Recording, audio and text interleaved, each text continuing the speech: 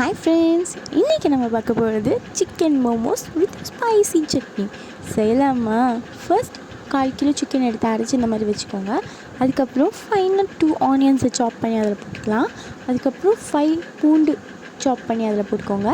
அதுக்கப்புறம் ஒரு பச்சை மிளகாயை சாப் பண்ணி அதில் போட்டுருங்க. அப்புறம் கொஞ்சம் கொத்தமல்லியை சாப் பண்ணி போட்டுக்கோங்க. தேவையான அளவு உப்பு சேர்த்துக்கோங்க. இப்போ அதை நல்லா மிக்ஸ் பண்ணிவிடுங்க. நல்லா மிக்ஸ் பண்ணிவிட்டு எடுத்து வச்சுருங்க. Stuff ready. இப்போது நம்ம ஆல்ரெடி பிசைஞ்சு வச்சுருக்க மாவை எடுத்து இந்த மாதிரி குட்டி குட்டி பீசஸாக கட் பண்ணி அதை குட்டி குட்டி பால்ஸாக ரோல் பண்ணி இந்த மாதிரி குட்டி குட்டியாக இது மாதிரி தேய்ச்சி எடுத்துக்கலாம். தேய்ச்சிட்டு நம்ம ஆல்ரெடி மிக்ஸ் பண்ணி வச்சுருக்க சிக்கன் ஸ்டஃபிங்ஸ் எடுத்து அதுக்குள்ளே வச்சு நமக்கு எந்த ஷேப்ஸில் வேணுமோ அந்த ஷேப்பில் மடித்து எடுத்துக்கலாம். எல்லாத்தையும் இந்த மாதிரி மடித்து முடிச்சாச்சு. இப்போ மடித்தது எல்லாத்தையும் இட்லி குக்கரில் வச்சு வேக வச்சுக்கலாம்.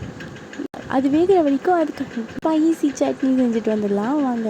இல்லை, ஃபஸ்ட்டு வேக வச்ச 2 தக்காளி எடுத்துக்கலாம். அதுக்கப்புறம் 5 காஞ்ச மிளகாயும் அது கூடயே சேர்த்து வேக வச்சு எடுத்துக்கலாம். அது ஃபஸ்ட்டு மிக்சியில் போட்டுக்கோங்க. அதுக்கப்புறம் 1 டேபிள் ஸ்பூன் இஞ்சி பூண்டு பேஸ்ட் சேர்த்துக்கோங்க. சேர்த்துட்டு அதையெல்லாம் நல்லா அரைச்சிக்கோங்க. ஒரு பாத்திரத்தில் கொஞ்சோண்டு எண்ணெய் ஊற்றுங்க. இஞ்சி பூண்டு பேஸ்ட் போட்டு லைட்டாக அது வதக்குங்க. வதக்கினதுக்கப்புறம் நம்ம அரைச்சி வச்சுருக்க சில்லி பேஸ்ட் அதை சேர்த்துட்டு நல்லா மிக்ஸ் பண்ணிகிட்டே வாங்க. அதில் 1 டேபிள் ஸ்பூன் டொமேட்டோ சாஸ் சேர்த்துக்கோங்க. அதில் தேவையான அளவு உப்பு சேர்த்துக்கோங்க. அதுக்கப்புறம் நல்லா மிக்ஸ் பண்ணிடுங்க. மிக்ஸ் பண்ணிகிட்டே இருங்க. கொஞ்சம் நேரத்தில் திக் கன்சிஸ்டன்சியாக மாற ஆரம்பிக்கும். அப்போது சில்லி ஃப்ளேக்ஸ் சேர்த்துக்கோங்க. நல்லா மிக்ஸ் பண்ணி விட்டுங்க. கொஞ்சம் நேரத்தில் நல்லா டிப்ஸ் டெக்ஸ்சருக்கு வந்துடும். அதுக்கப்புறம் ஆஃப் பண்ணிடலாம்.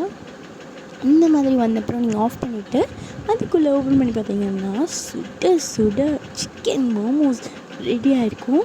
அதை எடுத்து பிளேட்டில் வச்சு இந்த சட்னியோட சர்வ் பண்ணிங்கன்னா சும்மா அட அட அட அந்த மாதிரி இருக்கும். நீங்களும் ட்ரை பண்ணி பார்த்துட்டு எப்படி இருந்துச்சு மறக்காமல் கமெண்ட்டில் சொல்லுங்கள். இதே மாதிரி ஒரு வீடியோ உங்களுக்கு வேணும்னா லைக் பண்ணுங்கள், ஷேர் பண்ணுங்கள், மறக்காமல் சப்ஸ்கிரைப் பண்ணிட்டு போயிடுங்க. டாடா பாய்.